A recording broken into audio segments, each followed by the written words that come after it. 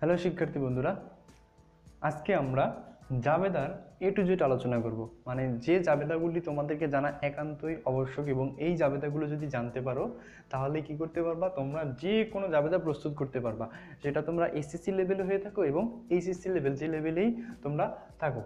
আমাদের জানতে হবে যে জাবেদা কিভাবে তৈরি করে বা কি। তো প্রথমে আমরা প্রাথমিক জাবেদা নিয়ে আলোচনা করব যে প্রাথমিক জাবেদাটা কি। আমি বলেছিলাম জাবেদার শ্রেণী বিভাগে যে প্রাথমিক জাবেদা হলো যে মালিক যখন একটা ব্যবসা প্রতিষ্ঠান শুরু করবে, তো শুরু করলে মালিক যা নিয়ে ব্যবসা শুরু করবে সেটাই কি মূলধন হিসাব হবে, সেগুলোই কি আমাদেরকে মালিকের মূলধন হিসাবে ধরতে হবে। তো প্রারম্ভিক জাবেদায় শুধুমাত্র এই একটা জাবেদায় প্রস্তুত হয় যে মালিক যা নিয়ে শুরু করে এইগুলো নিয়ে যে একটা জাবেদা প্রস্তুত করি সেটাই। তো আমরা আজকে দেখব যে মিস্টার এক্স নগদ 5 লক্ষ টাকা, আসবাবপত্র 2 লক্ষ টাকা, যন্ত্রপাতি 50,000 টাকা, কম্পিউটার 30,000 টাকা ও 20,000 টাকার পণ্য নিয়ে, ঠিক আছে, 20,000 টাকার পণ্য নিয়ে এবং 10,000 টাকার ঋণ নিয়ে ব্যবসা আরম্ভ করলেন। ঠিক আছে, উনি একটা ব্যবসা আরম্ভ করছে। তো এতগুলো জিনিস আমি দিয়ে দিচ্ছি যেন তোমরা একটা জাবেদার মধ্যে একসাথে প্রারম্ভিক জাবেদা সবগুলো শিখে ফেলতে পারো। ঠিক আছে, তো এর জন্য আমরা কি করব, এখন দেখব আমাদেরকে জানতে হবে মালিক যখন প্রতিষ্ঠানে কোনো কিছু নিয়ে আসবে, তার ব্যক্তিগত হিসাব হোক বা বাহির থেকে যেখান থেকে মালিক তার প্রতিষ্ঠানে কিছু নিয়ে আসবে, সেটাই হবে কি তার জন্য একটা মূলধন। মানে মালিক ওই জিনিসটার উপরে তা কি করতে পারবে, অধিকার খাটাইতে পারবে। আমরা কিন্তু বলছিলাম মালিকানা সত্ত্ব কি, মালিকানা সত্ত্ব হয়েছে প্রতিষ্ঠানের সম্পদের উপর মালিকের যে অধিকার, সেটা হলো মালিকানা সত্ত্ব। তো আমরা মালিকের যে এই অধিকার, এটাকে আমরা মূলধন হিসাবে দেখব। ঠিক আছে, তো দেখো আমরা কি করছি, মালিক কি করছে, নগদ টাকা নিয়ে প্রতিষ্ঠানে আসছে, তাহলে প্রতিষ্ঠান কি হয়েছে, সম্পদ বৃদ্ধি পেয়েছে। নগদ টাকা কি একটা সম্পদ, তো সম্পদ বৃদ্ধি পেলে ডেবিট হবে। এবং হিসাবের দিক থেকে দেখো, আমরা প্রতিষ্ঠানের হিসাব করব সব সময়, যখনই করব যে আমরা একটা প্রতিষ্ঠান, আমরা কি পেলাম এবং আমরা কি দিলাম, অন্য পক্ষের কি হলো বা না হলো সেটাকে আমরা বিবেচনায় না রাখবো, আমরা রাখবো শুধু আমাদের প্রতিষ্ঠানের জন্য কি হলো। তা আমরা কি পাইছি, আমরা নগদ টাকা পাইছি, তো আমরা কি একটা জিনিস গ্রহণ করছি। আবার কি দেখো, নগদ টাকা কি একটা সম্পদ, তো সম্পদ বাড়লে কি হয়, ডেবিট হয়। এর জন্য কি লিখব, নগদান হিসাব কি হবে, ডেবিট হবে, নগদান হিসাব ডেবিট। তো একটা গেল। দেখো তারপরে কি, আসবাবপত্র আছে আমাদের। কি আসবাবপত্র কি, অবশ্যই একটা সম্পদ আসবাবপত্র, তাই না? এটা তো আমরা সকলেই জানি। তো সম্পদ প্রতিষ্ঠানে যদি নিয়ে আসে তাহলে কি প্রতিষ্ঠানের সম্পদ বৃদ্ধি পাইছে, তাই না? তো সম্পদ বৃদ্ধি পাইলে আমরা কি বললাম, একটা আসবাবপত্র গ্রহণও করলাম, আবার আমাদের কি সম্পদ বৃদ্ধি পেয়ে গেল, তাহলে কি এটাও কি ডেবিট হবে, তাই না?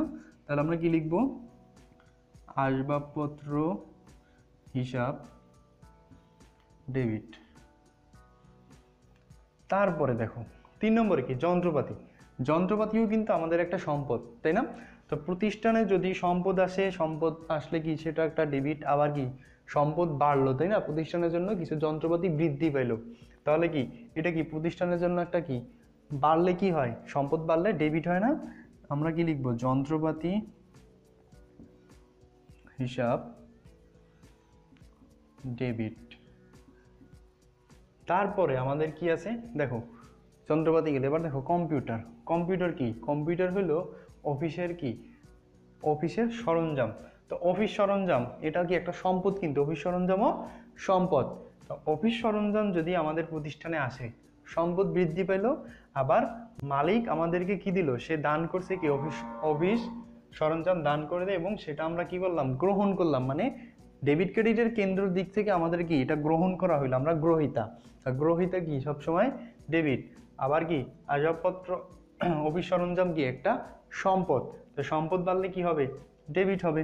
তা আমরা কিন্তু কম্পিউটারকে কম্পিউটার লিখতে পারবো না, এখানে আমাদের লিখতে হবে অফিস সরঞ্জাম হিসাব ডেবিট।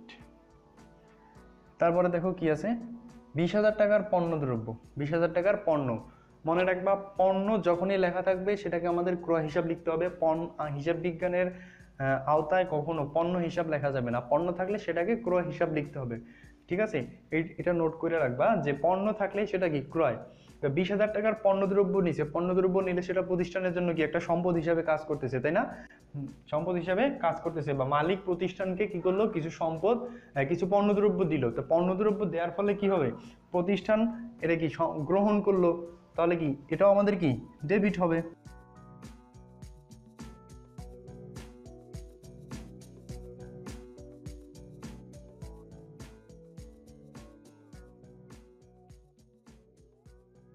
তো দেখো আমরা কি লিখলাম, ক্রয় হিসাব ডেবিট লিখলাম।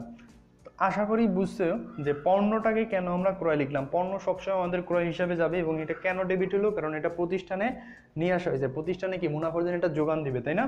আবার কি মালিক এটা কি করলো, আমাদেরকে দিল, আমরা কি করলাম, গ্রহণ করলাম, তাই না, এর জন্য এটা ডেবিট হলো। তারপর 10,000 টাকার ঋণ নিয়ে, ঋণ একটা কি, ঋণ হলো একটা দায়। প্রতিষ্ঠান যখন কি করে, একটা দায় বাড়ে, দায় বাড়লে কি হয়, ক্রেডিট হয়। তো এর জন্য ঋণ আমাদের কি হবে, ক্রেডিট হবে। লিখবা ঋণ হিসাব,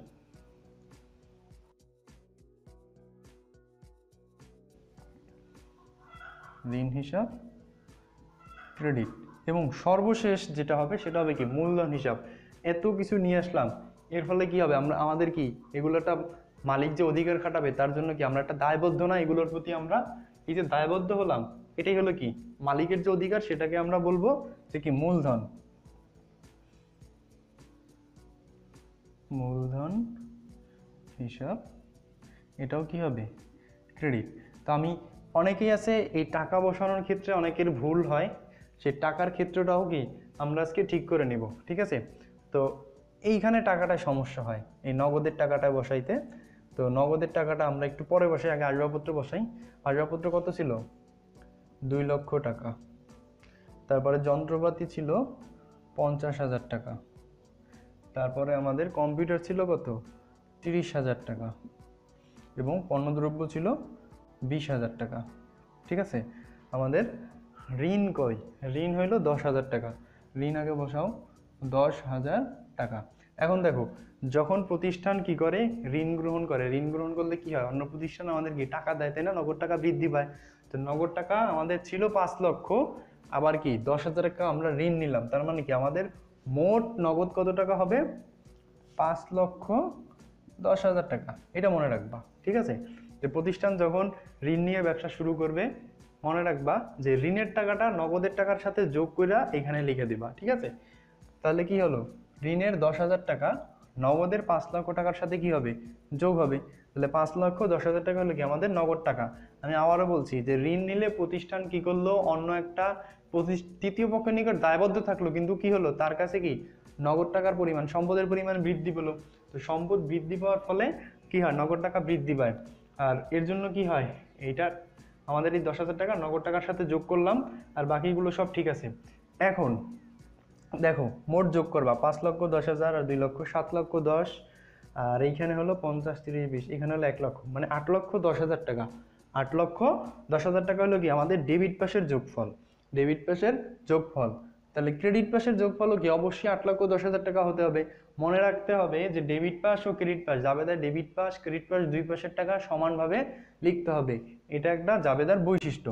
তাহলে কি 8,10,000 টাকার 10,000 টাকা তো আমরা এখানে লিখে ফেলছি, তাহলে আমরা কি করব, এখানে আর 8 লক্ষ টাকা বসাই। তাহলে কি দেখো দুই পাশে আমাদের কি সমান হয়ে গেল না, 8,10,000, 8,10,000। তো প্রাথমিক জাবেদা ঠিক এইভাবে প্রস্তুত করতে হয়, ঠিক আছে। তো আশা করি তোমরা সকলেই প্রাথমিক জাবেদাটা বুঝতে পারছো। টাকার অঙ্কটা আমাদের জাবেদার মধ্যে আমি যেন বুঝতে পারো এর জন্য দিলাম, ঠিক আছে। তো যদি কারো বুঝতে সমস্যা হয় তাহলে কমেন্টস বক্সে তোমরা জানাতে পারো যে তোমরা এখানে বুঝতে পারো নাই, ঠিক আছে। তো আশা করি সকলের ভালো লাগলো ভিডিওটা, ধন্যবাদ সবাইকে।